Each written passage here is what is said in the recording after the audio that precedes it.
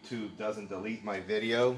Even if I'm playing music in the background on the radio, I've had some of my live videos deleted because, good morning, because they think I'm playing copyrighted music. So I don't have my notebook with me because, sometimes how I get my topics, it's interesting. I look at stuff every day and I say, okay, I'm going to talk about this tomorrow. Let me adjust it again.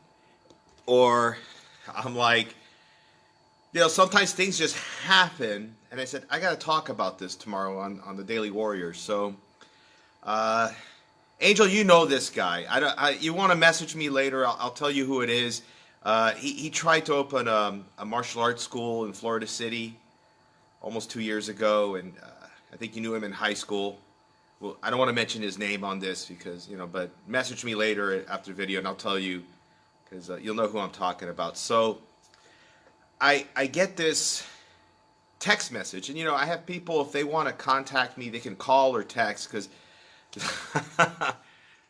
still not well. Oh, I'm sorry to hear that, man.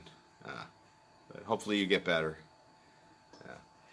So I get text messages. People can text or call me. Some people are more comfortable with that. I get a message like out of the blue. My name is Master. And he tells me his name. I said, well, that's not a master. I mean, I don't know what he's talking about. The guy, I know he tried to open some kind of MMA thing. And I'm like, okay, whatever. And I met him before. He's come to my studio before when I had another location. And, hey, Adam, thanks for watching.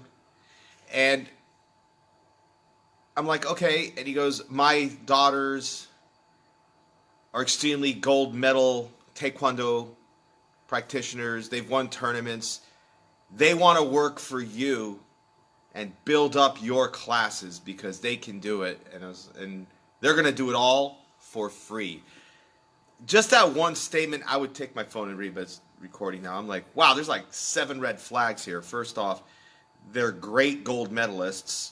They're can teach in full Korean. I mean, I'm thinking, you mean Korean commands, because my Tangsudo background, I know what he's talking about, but he's saying it incorrectly.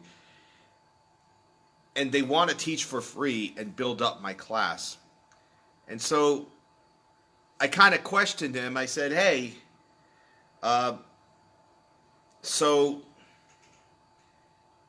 okay, I was like, kind of say, I was here with my staff. I was like, did I talk to you before? Didn't you come to my studio before? When you asked me the same thing? And he kind of said yes, and I was like, all right, so how does this play? And he basically wants his kids to spar somewhere to get ready for tournaments, and he's only focused on Taekwondo point tournaments.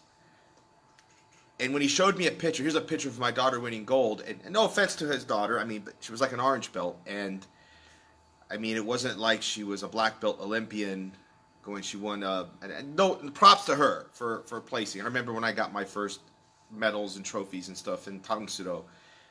And I'm thinking, but that's not like, the same thing. And I started asking him. I told him basically, I can't help you because you want to just show up and spar.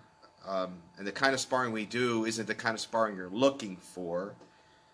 We're more kickboxing and Tangsudo based. You need a Taekwondo school. So I recommended him to the other Taekwondo school. And he kind of gave me some dodge about that. And in my experience, it's like this. And this is why humility is a factor. And I asked kids, I said, hey, do you know what humility is? And kids always say, yeah, it's when you're embarrassed. I said, well, no, that's humiliated. And that will humble you, which will make you feel the act of humility, but it's not always being embarrassed. So it's about not bragging and not boasting, because the minute you start bragging and boasting in the martial arts world, we can kind of research you very quickly, especially in Tangsudo and Taekwondo. It's not hard. So I say it like this. I told him, I can't help you. The kind of sparring we do isn't what you're looking for. He goes, well, do you spar every day? And I'm like, okay, like I said, and I just had to cut him off because obviously he has some singular thought in his mind. And the red flag is this. If you're that good, why aren't you doing it for yourself? That's what I tell people. If you're that good and you can build, why aren't you doing it for yourself? You know, and obviously this gentleman tried it before and he doesn't know what a studio takes to run because they have no experience in the martial arts. It's kind of sad, even in, no matter what the style, MMA, kickboxing, taekwondo, judo, jiu-jitsu, there's no regulation. So it's very easy to lie to people and tell them you have these martial arts skills when in reality you don't. Now, there's nothing wrong with someone owning a school and say, I'm not a martial artist, I own the school and I hire good people. I've seen many successful schools like that. The owner just loves the martial arts, but he doesn't train much and he just owns the school and he manages the one side of it and he has good instructors. And there's nothing wrong with that. This wasn't the case with him. Red flag 2 was like, if you're that good, why would you work for free? If you're good, you get paid for it. Nobody works for free. And then what would happen if you work for me for free, which is illegal, build it up, what's the benefit for you?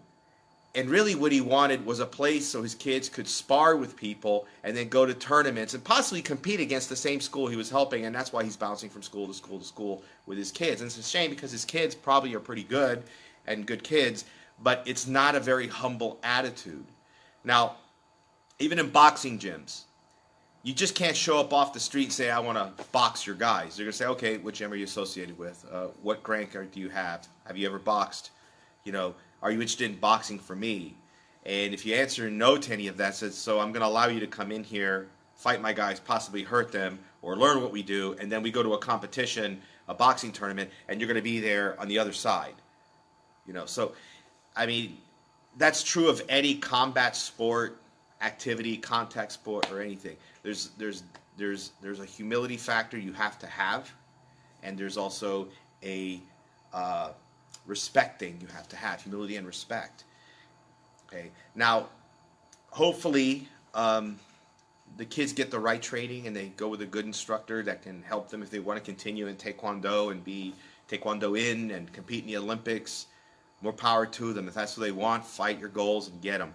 But the way their father's bringing it about isn't some way to make it happen. You know, it's just not a good way to get any success out of it. Okay, so that was like my topic on humility, and it's just interesting how it falls to me. And I said I would reveal it. So what is my top goal for 2020? Everyone thinks I'm going to make another studio or grow more studios. No, I'm not. The top goal for 2020 for me is I've been told about my videos being great. They want me to expand on it, and they say I'm good on listening and all that. I'm going to start a podcast this year sometime. We're going to start small, but we will have our own podcast. We're not going to be Joe Rogan or anything like that where I have multitudes of guests, but we're going to take it to that step. So you'll see The Daily Warrior as a podcast as well. Right? Thanks, guys, for joining me. I'll see you on the next one, and always be kicking. Have a great one.